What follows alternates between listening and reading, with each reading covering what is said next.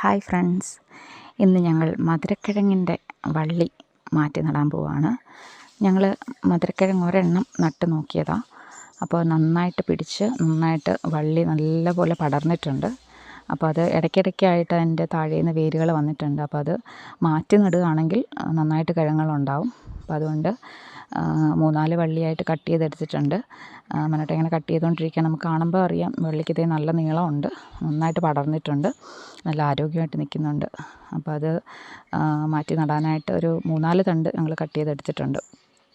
അപ്പോൾ ആദ്യമായിട്ടാണ് മധുരക്കിഴങ്ങിൻ്റെ കൃഷി ഞങ്ങൾ ട്രൈ ചെയ്യുന്നത്. ഇതേ മനോടിനോടെ നടാനായിട്ട് കുഴി എടുത്തിട്ടിട്ടുണ്ട്. അടിയിൽ വളവും ഇട്ടിട്ടുണ്ട്, ചെറുതായിട്ട് ചാണകം, കോഴിവളവും എല്ലുപൊടിയും ചേർത്തിട്ടാണ് മിക്സ് ചെയ്തിട്ടേക്കുന്നത്. അപ്പോൾ ഇതേ മനോട്ട നട്ടിട്ട് നന്നായിട്ട് മണ്ണൊക്കെ അടുപ്പിച്ച് കൂട്ടുകയാണ്. അപ്പോൾ നന്നായിട്ടുണ്ടാകുമെന്നാണ് ഞങ്ങളുടെ ഒരു പ്രതീക്ഷ.